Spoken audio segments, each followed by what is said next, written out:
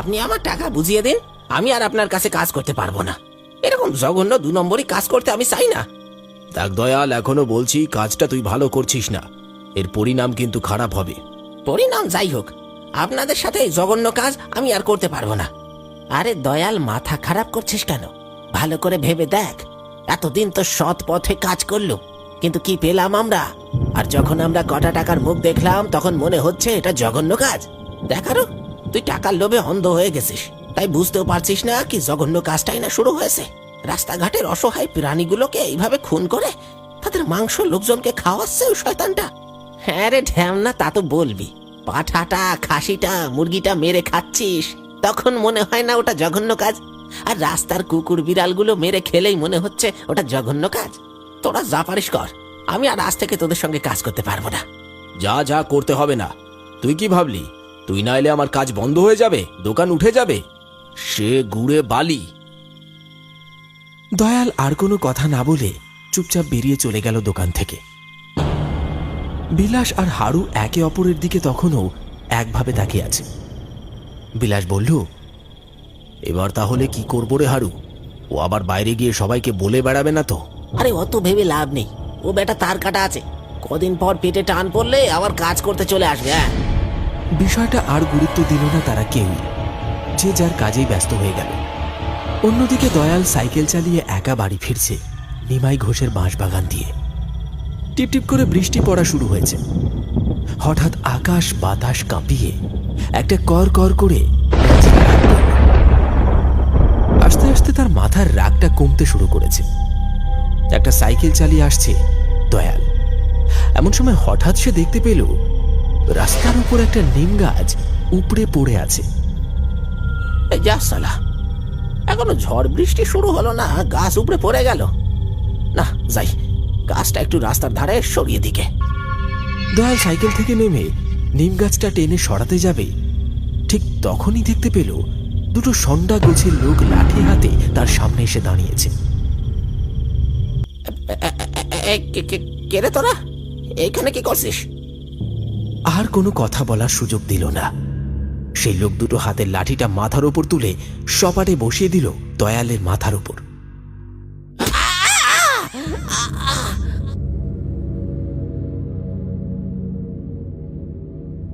মাথা ফেটে ছিটকে পড়ল এক তাল রক্ত।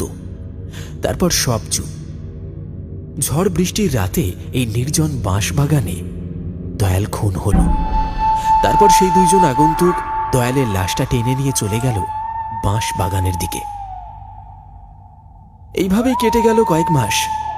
ঠিক এমনই একদিন সবাই এক জায়গায় বসে আড্ডা দিচ্ছে। যাই বলো খুড়ো, আগের থেকে কিন্তু চপ আর পকোড়ার স্বাদ অনেক উন্নত হয়েছে।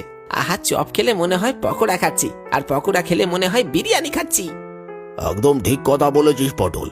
তা না হলে এই বুড়ো বয়সে 2-3টে করে চপ খেতে পারি বল? সত্যি বিলাস, তোর কাজের নাম করতেই হয়। কি যে বলো না খুড়ো, এসব কিছু সম্ভব হয়েছে তোমাদের ভালোবাসার জন্য।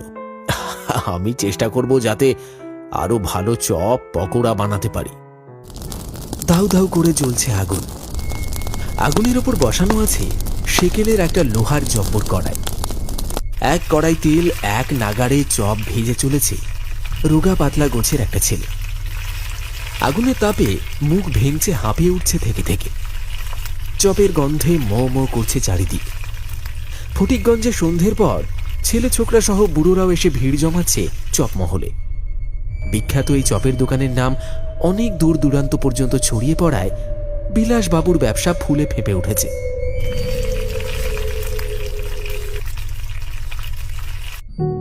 এইসব ছেলে জীবনে মানুষ হবে না। মুখের চিরি করে রেখেছে দেখো, দেখলেই গা জ্বলে যাবে।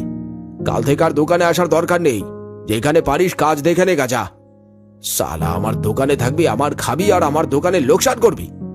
আমার হয়েছে যত জ্বালা। ছলছলে চোখে চপ ভাজতে থাকা ছেলেটা কোনো কিছু উত্তর দিল না। বুক চাপা কষ্টটা শুধু গড়িয়ে পড়ল দু চোখ বেয়ে। ভদ্র নম্র ছেলের মতো মালিকের সব কথাগুলো সহ্য করে নিল কোনো উত্তর না দিয়ে। টপটপ করে চোখের জল গরম কড়াইয়ের উপর পড়তে পড়তে জোর জোর শব্দ করে উঠছে। এই এই আবার ন্যাকা কান্না ধরেছিস? হ্যাঁ, কানের গোড়ায় শুটিয়ে একটা চড় মারবো না? তোর জন্য যদি আমার একটা কাস্টমার কমেছে না, তারপর দেখবি আমি কি করি। আগুনের আঁচের মতো পরিবেশ গনগন করছে। সবাই বেশ অবাক হয়েই বিলাসকে দেখছে।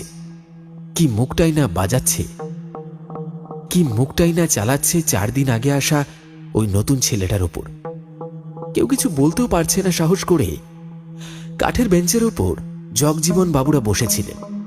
তিনি আর কিছু সহ্য করতে পারলেন না। কাচু মাচু হয়ে ছেলেটার মুখটা দেখে একটু মায়া হলো জগজীবন বাবুর। গরম চপে কামড় দিতে দিতেই তিনি বললেন, আহা বিলাস, কি করছিসটা কি? ছেলেটাকে এইভাবে বকছিস কেন?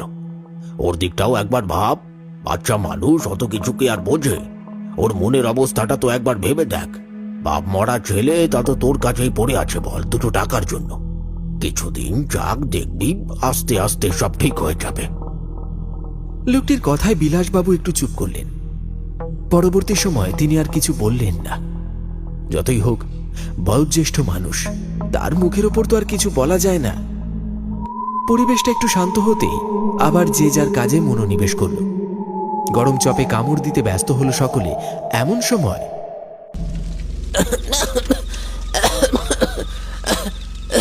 ওরে বাপরে, থু থু থু, বাপরে কি এটা? ওরে বাপরে, এত পচা গন্ধ কিসের? এ কি গো কাকা, এত গন্ধ কিসের? পচা মাংস নাকি গো? দোকানদার থেকে শুরু করে বসে থাকা সবাই পটলের ওপর যেন হুমড়ি খেয়ে পড়ল। সবাই একসাথে বলে উঠল, কি বলছে এসব? বিলাসবাবুর মুখ আর বুক দুটোই ফ্যাকাশে হয়ে গেছে। বিলাস বলল, কি রে, কি বলছিস? পচা মাংস হতে যাবে কেন? না না, তোর কোথাও ভুল হচ্ছে। ভুল? ভুল কেন হবে? আমি কি মিথ্যে বলছি? তোমরা কেউ পাচ্ছ না একটা পচা গন্ধ? ওরে বাপরে, তাই তো, গা গুলিয়ে উঠছে পুরো। ভেতরে মাংসটা পুরো পচে গেছে। কি গো কাকা, দোকানের নাম হয়েছে বলে সবাইকে পচা মাংস খাইয়ে মারবে নাকি? দোকান শুদ্ধ সবাই হই হই করে উঠল।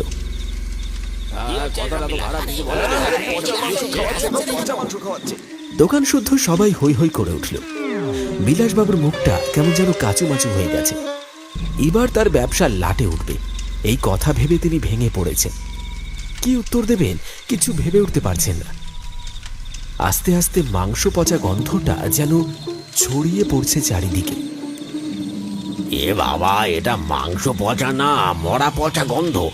দোকানের আশপাশে কোনো বিড়াল কুকুর মরে পড়ে আছে নাকি? একটা মরা পচা গন্ধ ছড়িয়ে পড়েছে চারিদিকে। বিলাসবাবু ভাবলেন, এই সুযোগ, কিছু একটা বলে নিজের সম্মানটা বাঁচাতে হবে। হ্যাঁ খুড়ো, আগের দিন একটা কুকুরের